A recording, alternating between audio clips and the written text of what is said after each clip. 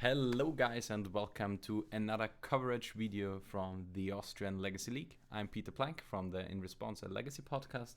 And I'm Florian Schimpl.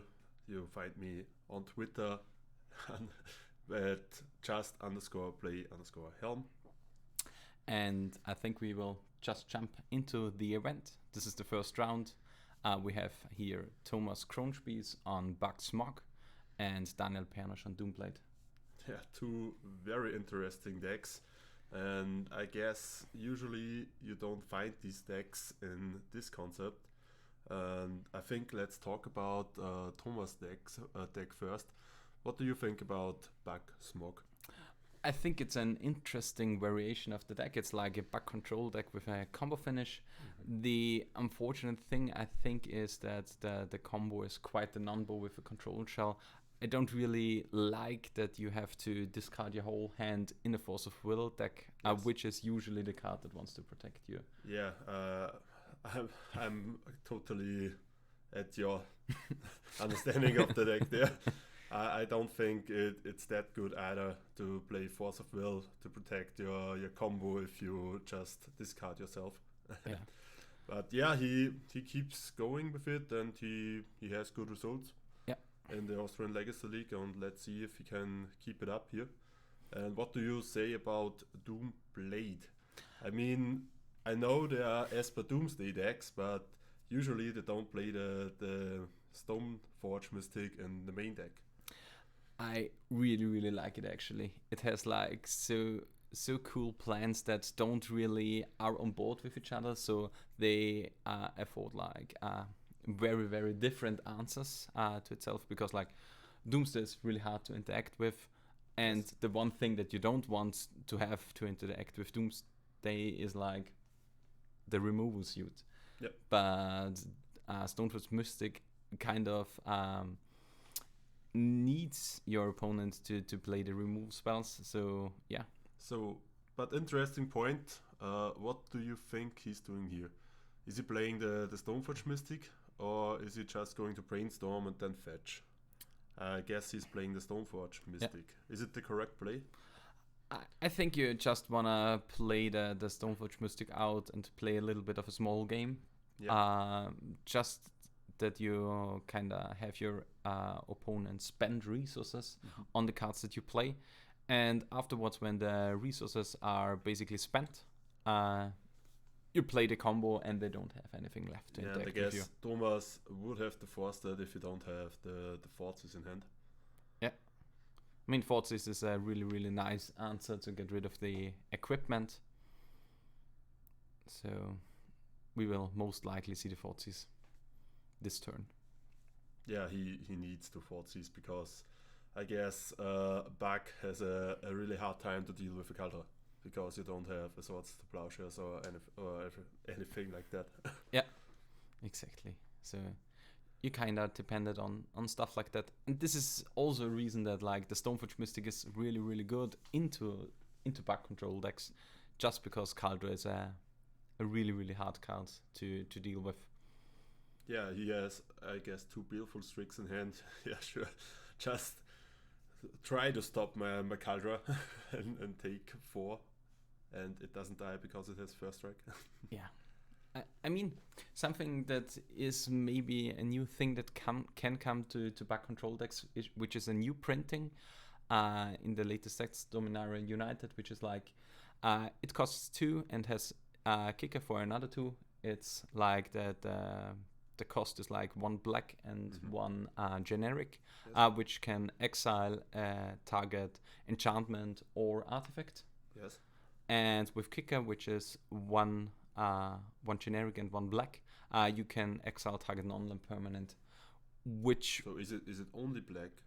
No, it's black and green. It's black and green. Okay. The front half is green and the kicker is black. Okay. So which would be a nice way that you can deal with Caldra in BUG decks. And it is instant speed. And it is instant speed. Yeah. Okay. Yeah, that's pretty good. So. Yeah, I think here we will see like a Ponder.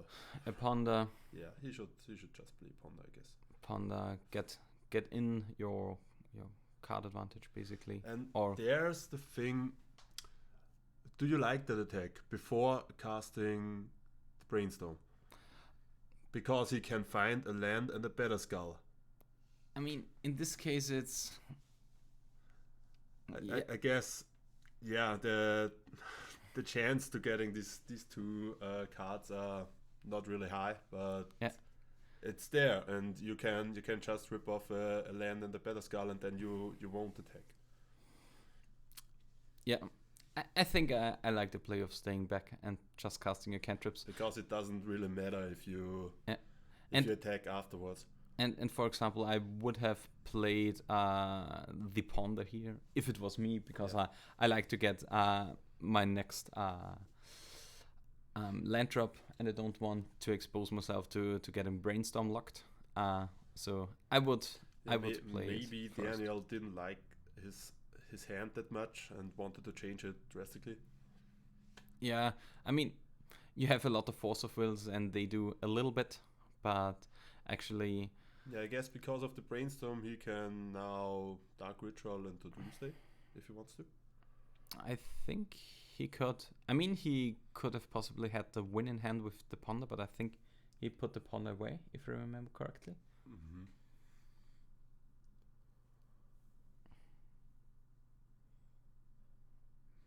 Yeah, I mean, what are the card pile targets in the deck that he has? Because he's not a full Doomsday deck, so he has not that much cards that can help you to get through the pile.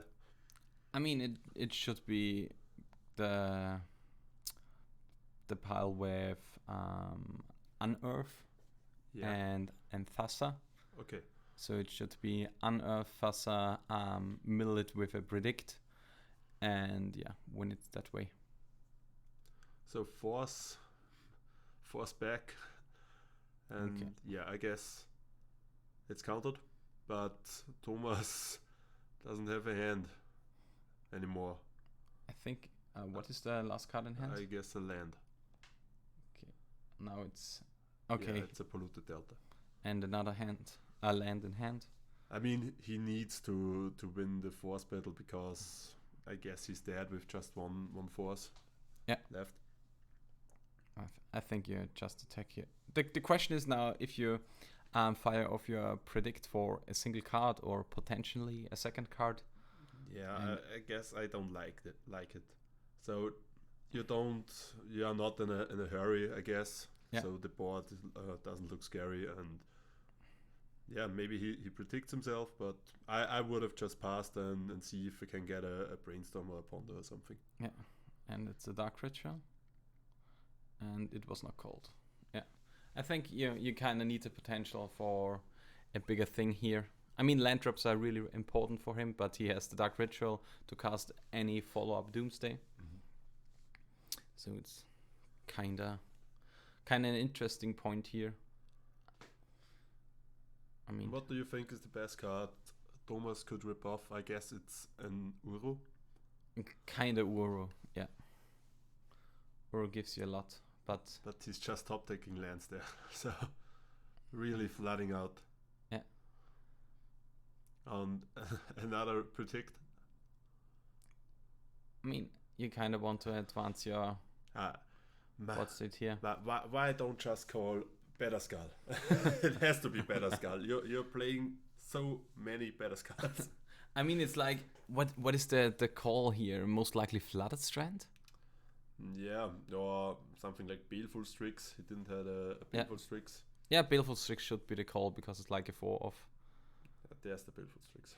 And do you put away the Dark Red? Yeah. Yeah, I mean, and the other land doesn't need that much lands. But I think you cast here the Baleful Strix, draw the other land, play the land, and pass the turn. Yeah.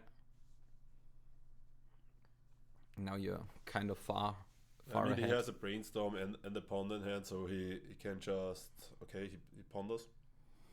But I would have liked to fetch the land away, because I don't know if you need 5 lands and get a fresh card. In this version, you kind of want the lands, especially the third Underground Sea if you put away the Dark Ritual, Mm-hmm. because it's a resource intensive to play in this way, and yeah, land drops are really really good in control mirrors. So yeah, but yeah, it's just cantripping to find the Doomsday, and it should be a win here. Yeah, and I guess Thomas really wants a cantrip by himself, and is not amused that Daniel will fire up the brainstorm. I guess there. Yeah, I mean it's Or like just the painful a, strings. a brainstorm for Thomas, and it could be, yeah, could be over. Yeah, you can just rip off a Willowbloom Apprentice and a Chain of Smog. And yeah, unfortunately the live totals are not on screen for us, so we don't know how it really is. Yeah, I guess Thomas fetched once, he fought seized, he Force of Will twice, and Yeah, two attacks or three attacks. It should be around 12 or something yeah, like that. something like that. I guess it's not that important in that matchup now. Hope. But if it was something like Burn, you would really like to know. Yeah, so hopefully we get the live totals for future matches. But yeah, I mean, experience the magic But has some beauty now to it's itself. one less than before because he fetched. Yeah, definitely true. So if we think it's 12, it should be 11 now. So let's go with it 11, I think. Yeah, just 11. I do the two the tournaments. I forgot that. Just 11. Okay. Just 11. So 11 is okay. Because if I play Doomsday, it's 5 anyway. So it doesn't matter if it's 10 or 11. Definitely true. And there's the Sedgemoor Witch, and Daniel has to read that. So what do you think, is this card good? Because it's just another way to generate an infinite amount of something, but it doesn't win you the game on the spot. I like it actually more in the control shell. Yes. Because I think it's kind of like int in the combo shells. Mm-hmm. Because in the combo shells you really, really, really want to win on the same turn. But yeah, in this shell, you can like force afterwards or brainstorm afterwards, and you get like small incremental advantages. Yes. Like it was in the old days. So it makes 1/1 pest creature tokens. Yeah. And if they die, you get a life point, I think. I think it's kind of like that, yeah. Yes. So yeah, it's a good way to build up a board and overtake the situation. And if you have Chain of Smog, you can make infinite of these Infinite tokens, little yeah. creatures. And yeah, even if the opponent plays a Supreme Verdict or something like that, you just have 1 million life points. Because you get a life for every time one of these dies. Yeah. I mean, something like a Young Pyromancer was played in the old days, and the old days are like 2017, 2016. Yeah, so would you just like to see the blade with Cabal Therapy? Yeah. That would be nice, I guess, because it's the same thing. I would actually like a Cabal Therapy in this list. I mean, you still have to say it's like a turn 3 Sedgemoor. Yeah. Yeah, and it's one turn later than the Pyromancer. It's turn 4. I mean, the cool thing with Pyromancer was like you turn 1 Cabal Therapy, and on turn 2 you played like your Young Pyromancer, you played your Gitaxian Probe, got a token, and then flashbacked, which was like... So you just play the broken card, yeah. Which was like the good old days. But another Strix here, and Daniel has Doomsday. Yeah. I think he just goes for it here. Yeah. Yeah, sure, just deal with it. Just deal with it. Okay, now for anyone who don't know how Doomsday works, it's basically you lose half of your life, rounded up. Yeah. Then you take your graveyard back into your deck and you search for 5 specific cards that you want and build your deck with these 5 cards, and the rest gets exiled. Yeah. And we will see a pile, most likely. Yeah, Tassa, that's not bad if it's in there. So because then you can win. Predict, a Thassa, an Unearth, a Fetch land. Okay, so he wants to thin his deck with the fetch land. Okay. Interesting. So he has to pass because he doesn't have a Lotus Petal, I guess. Yeah. Or a Cyclo or anything like that. And this version actually passes a lot. Yeah, like we said before, it doesn't have that much for Doomsday, for the Doomsday piles, but it evens that out with the control shell in itself. Yeah, it's basically like resource light on the Doomsday side, but you have a lot of plan on the other side with the Doomblade, with the Stoneblade variant of the deck. So as we said, like you want you to have your opponent spend like removal spells and counter spells on like Stoneforge Mystics, or like the Culta Complete, the Forties, or the Double Force on the first Doomsday. Then if the Forties wouldn't be there, it would be like game over, because like Stoneforge Mystic into Caldra and the game would be over on this side.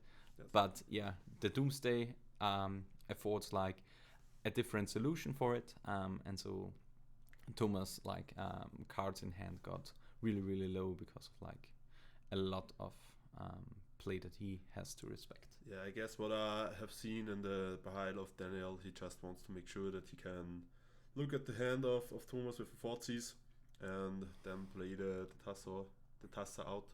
Okay, so it's like a double pass pile? No, I guess with the Predict you can go through your pile. Okay, yeah, because he has the fetch land also. Yeah. And then he just wants to Forties looking for a force or something, or a removal spell. Yeah. But the removal spell wouldn't be good enough because he has 3 Strixes. Yeah. And yes. I mean he will play the Tassa with Unearth, I guess. Yeah, the Tassa will be played with Unearth. So if he has a Forties in there, I mean he just needs to Forties Unearth, and that would be enough. Yeah. It would also be enough to just play Tassa currently. Which would be kind of a good move, yeah.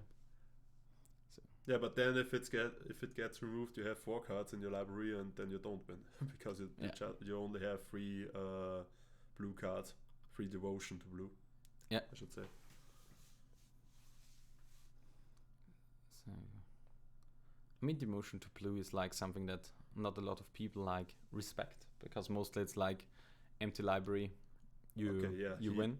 He says Predict, Tassa's Oracle, draws Forties and the fetch land. Sure. Yep. Because now he can fetch the land out if he needs to. I guess it's just Unearth, Oracle. If he has a removal spell or something like that, you can empty your library. Double Forties and now just the Unearth for the Thassa. And it's a win. So he's just it. Yeah. For good measure. Because I can. Yeah. I mean, winning with like 5 devotion to blue is like really sweet. I mean, I've won with 6, but that's me. Yeah, sure. That's you. But what are the cards that you expect in this matchup now to come in?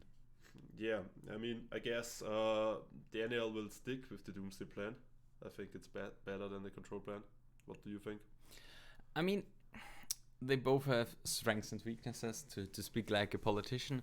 But the thing is, like, with Forces as Doomsday is a little bit harder.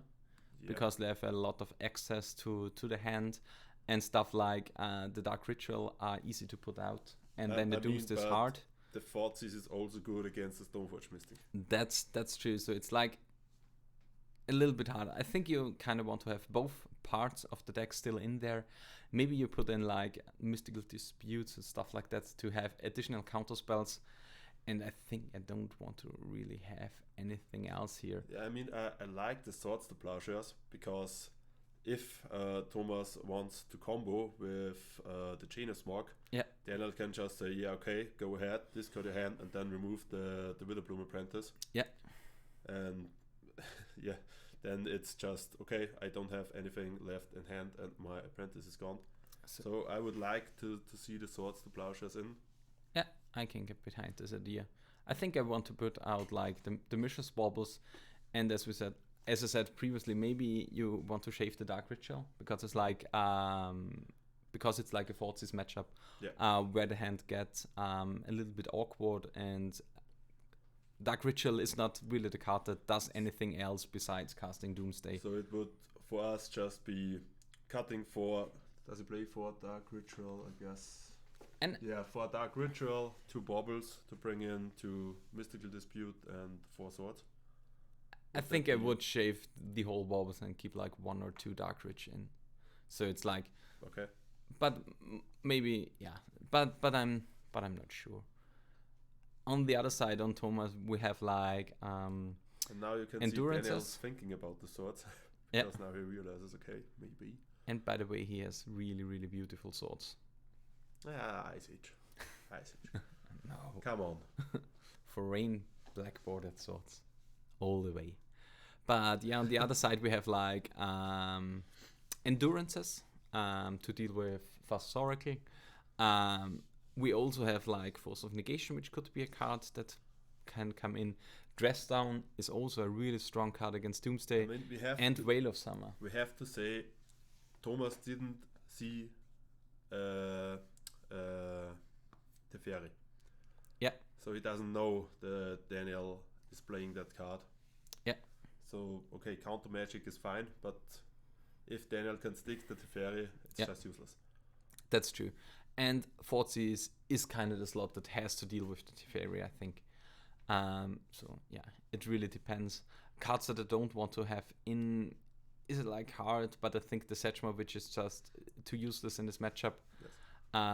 And I think you can shave on the Fatal Pushes. I think a Forces is a really, really incredible card in this matchup, and you want the Forces to deal with either the combo side or the side of the Stoneforge Mystic. So shaving a little bit on Fatal Pushes can be the right thing. Maybe even Daniel boards out a small number of Stoneforges, so he only plays 2 or something like that, or shaves the whole plan. Then the Fatal Pushes are basically useless. And that's what makes the deck so sweet. You can you can just, okay, I'm off that plan, I'm going in that plan.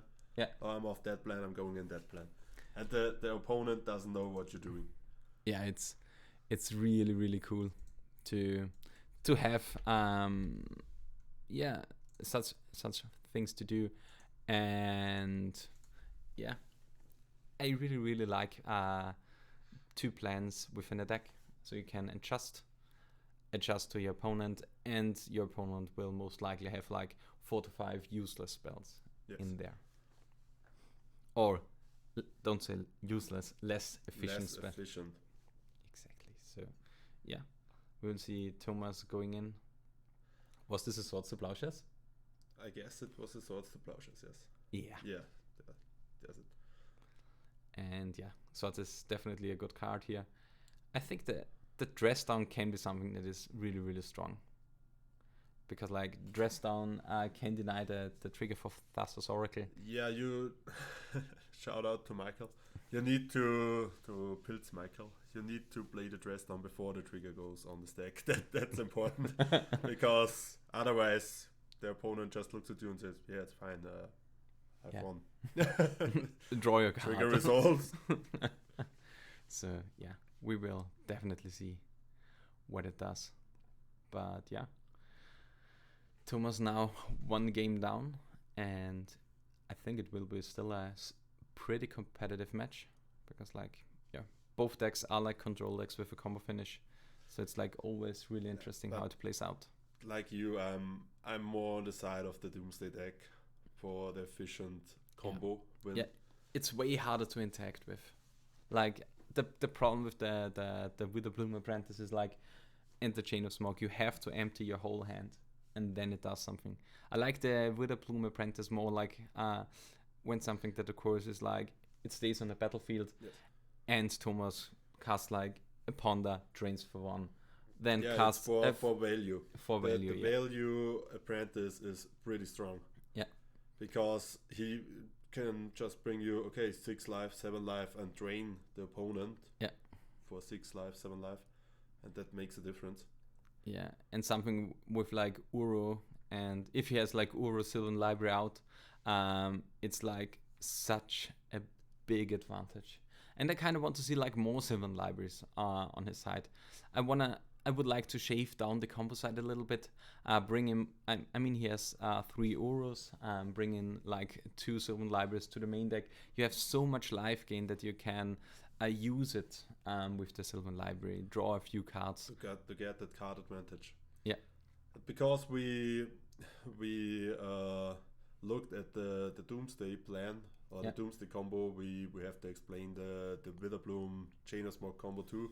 Yeah. So as we said, Witherbloom Apprentice drains your opponent every time you cast or copy a spell. That's the important thing, because Chain of Smog lets you copy your own spell if it targets you, if you target yourself with it, discarding 2 cards and just repeat that. Even if you have no cards in hand, it is allowed to repeat it on yourself and just draining the opponent to 0. Yeah, and I think that's some player don't really do is like when you are alone resources on your side and don't have the combo and your opponent is also like on 2 cards in his hand or something like that, you can cast the Chain of Smog on your opponent. He may copy it back, but you have something like an Uro in your hand and then replay it afterwards from the graveyard, but you still got your opponent to discard 2 cards. And if he copies it to your side, you can still copy it back to his. So if your opponent has like 4 cards in hand and you 2, and he copies it back, you can still copy it to target your opponent, and you got rid of 4 cards of your opponent's side, and he only got to discard 2 on yours. The opponent can also say, target myself again, and just discarding his Crystal Brands and something like that, and then you're looking, okay. Yeah, that's the problem with non-targeted discard.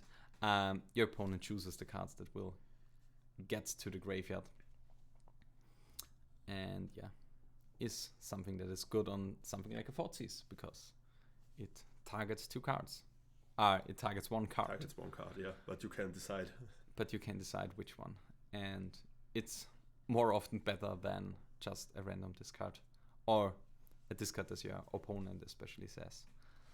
And we have here a Swords of Plowshares in the hand of Daniel, so he's kind of not that bad here.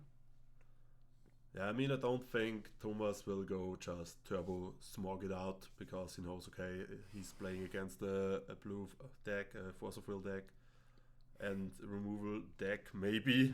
Yeah. I mean, he saw at least the Force of Will in the game 1. Yes. And there were no removal in game. Yeah, I mean, normally Doomsday would play something like Daze or Spell Pieces or something like that too. Yeah. So there's even more counter threats in the normal Doomsday shell than in Daniel's list. Yeah. And here's the cool thing. Do we see here the Stoneforge, or do we see here a Baleful Strix, or do we see like the Cantrip? Will be interesting.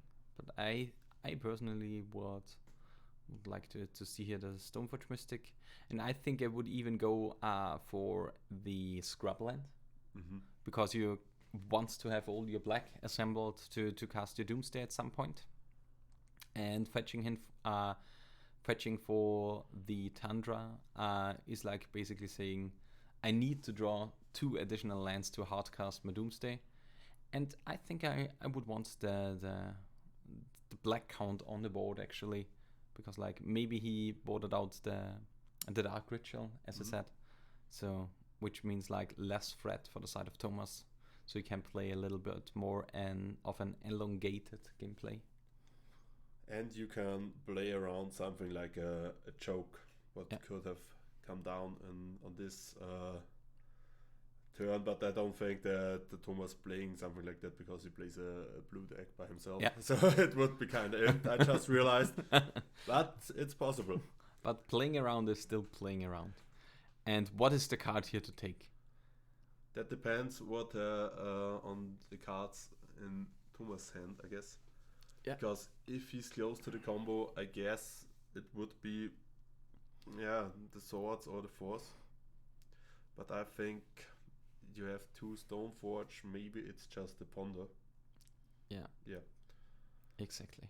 I think I would go for it too, especially if you have like an answer for the Swords to Plowshares or something like that.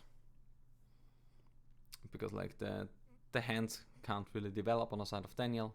I mean, now Thomas knows, okay, he doesn't have a blue card to pitch for the force, so my next spell would be free. But okay, it's just saying, nah. And this is the point where you just hardcast your Doomsday. Yeah. If he would have fetched 4. He has a Tundra, yeah. And this is something... Because now you would just fetch for your Underground Sea and then Doomsday. Yeah. I mean, you still have to respect something like an Endurance on the side of Thomas. Yeah, sure. So you but have to make a pile with the Teferi and stuff like that. Yeah, the pile can defeat an Endurance. Yeah. Just play Stifle like me. Yeah, I mean, Stifle would be a good one, but Force Pitch Ur is... Okay, and that, what does that say to you? He doesn't have removal. Because if he has removal or discard, he would have just let resolve the Stoneforge. Now we see here the Brainstorm trying to get another land. There is no land. So now the thing is, was he tapped out? He wasn't. So he could have just brainstormed in response and then decide if he wants to force. Because I mean, you get 1 card deeper with the Brainstorm if you go back to your turn. Sure. Especially when missing a land is something crucial. I mean, you 2-for-1 yourself for the Force of Will, and if you just find a push, if he has it in there, or the Forces. Yeah, it would be, as we say, all Gucci. All Gucci, yeah. But yeah, we would just keep attacking with the Baleful Strix on the side of Daniel. I think we just play another Stoneforge.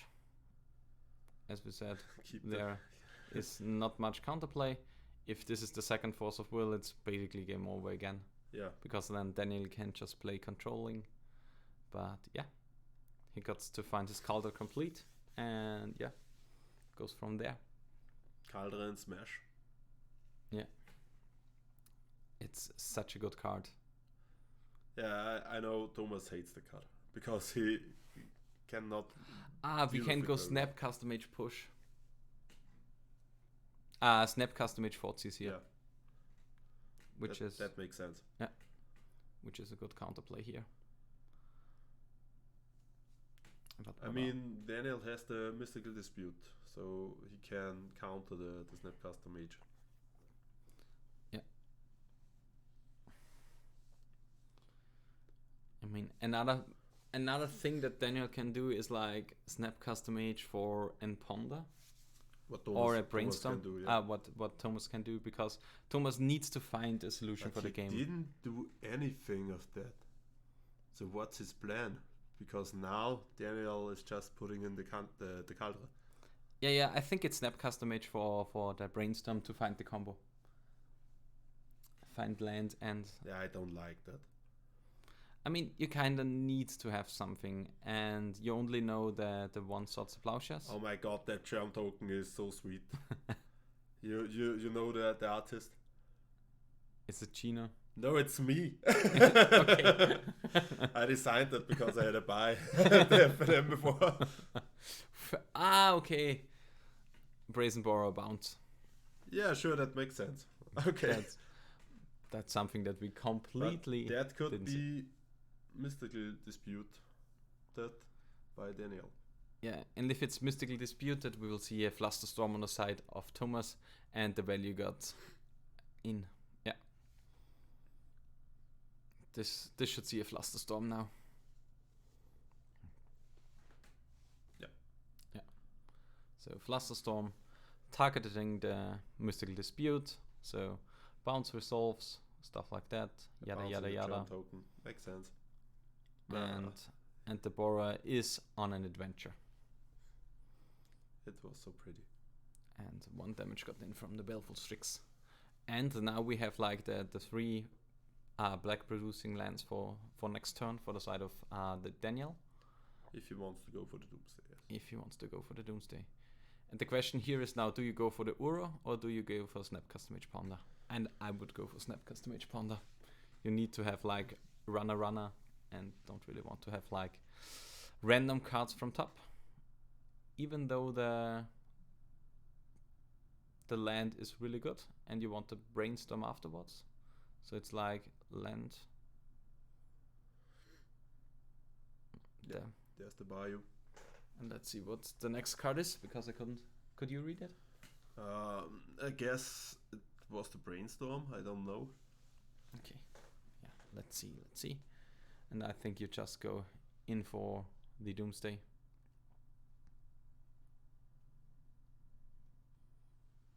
You have pretty much nothing to lose. You still have the white open for the Swords to Plowshares. I mean, maybe he's thinking, okay, I'm waiting for a blue card to pitch for the Force to protect the Doomsday.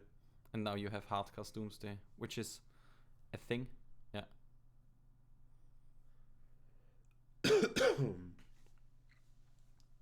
Yeah. Trading. And passing back, yeah, Hardcast. Yeah, would be really interesting to see the life totals, unfortunately.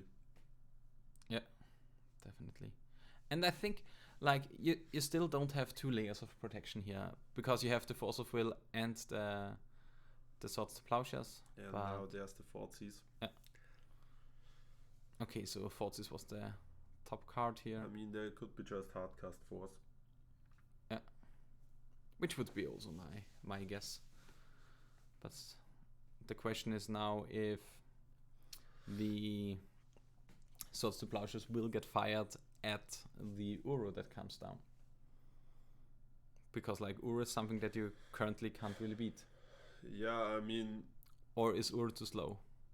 So the thing is, Thomas would take the Doomsday and then knows, okay, there's a Force of Will. So maybe forcing now and keeping your hand in secret is a little bit better. Now discarding the 2 cards. It's so good. Daniel, and getting your Uro into the graveyard. Yeah. It's so really good. Nice play. I like it. It's really, really strong. This is such a value smog play. Now we see the best card on top. Is it a Ponder? Yeah. Yeah. Yeah. It's like really, really strong. Yeah, Prismatic Ending was a huge find. Yeah. And you want the bauble on top. Unfortunately, no land, so that he... okay, it's a Ponder. He can't get... no, okay. No, he couldn't keep two cards anyway. So going in for 1, then playing out the bauble, going back, and then a draw step your bauble. So you see a draw for the turn. Yeah, exactly. So see what he gets. Plays around this card. Yeah. Really good. Now you recast it, exiling a few cards. Now we know Thomas has 3 more life than before. Yeah, exactly. so 15. Yeah, I guess it was always 12 and now it's 15. Anytime. So yeah. But here you see like why this deck is so really hard to play, Esper Doomblade, because like as we talked about the deck, we had like 3 or 4 different lines, and Daniel even took another one. So it's like you have so many different things that you can do. And here we have the Prismatic Ending. I guess playing the Doomsday would have been the call. I think as I also would have went for the Doomsday and pass, because it's like so you know Thomas playing this card and keeping the Doomsday in your hand for 2, 3, 4 turns. I mean, you don't really care if he discards your Doomsday if you have a board, but unfortunately the board wasn't really there, so it's like, yeah.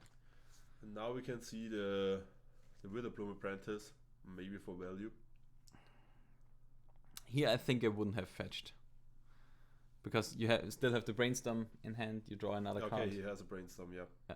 yeah, then Okay, I mean, playing he out the wants- Brazen Borer is Yeah, is but also it's good a card. free one and gets Yeah. okay. That I don't really understand because Strix Yeah, the can- board state is such worse. Because you have like a losing board state in hand and a losing board state on the board. So it's like, I mean, you kind of have to take the value where you can. But yeah, is this Yeah, just a Sechmovich? Wouldn't you just like to, okay, you got yourself a flying creature, I have my Baleful Strix, and then forcing another portent spell? Yeah, maybe Thomas has to go for the combo. Yeah. But yeah. Okay. And the Sechmovich. So now it will be interesting. I'm not an expert in control, but I would like, okay, I have the Strix, get yourself your free one flying creature. Yeah. I will keep block my it. Force of Will for something better. Yeah. Because I can deal with it. Yeah. And that attack is... Yeah, it's basically like removing the combat variant for him. Yep. And here it's important to... Pretty good top decks. Trigger. Yeah. So trigger, pay 3 life. Yeah.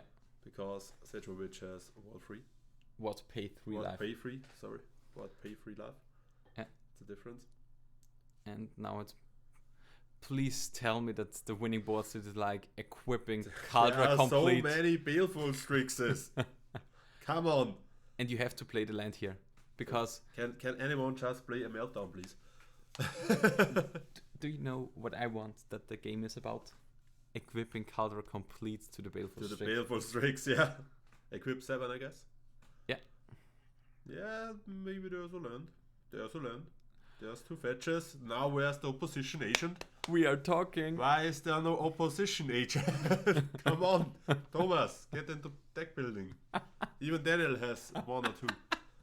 Ah, this is peak magic. Got Strix on the Strix. Caldra on the Strix. Get in there for 6. Ah, it's... Strix for 6. That's a new t-shirt print, I guess.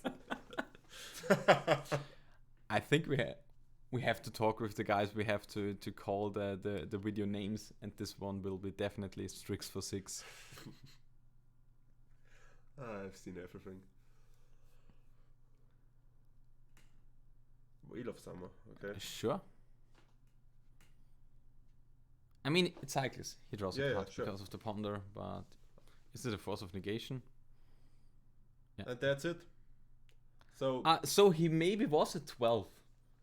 yeah, it's always 12. It's come always 12. So on. It's always. I mean, he was at 12 after the gain free life of Uro. So yeah, but he still fetched afterwards and stuff like that. Yeah, sure, he was at 12. He was Just say definitely he at 12. was definitely at 12. So Because Phyrexian Dreadnought. Phyrexian Dreadnought and Fling. Yeah. So, but yeah. So the winning number is always 12. So this was the game.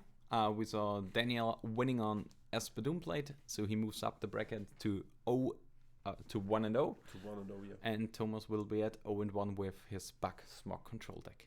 So thank you guys for watching. You will see the next video somewhere here to click. So bye. Bye.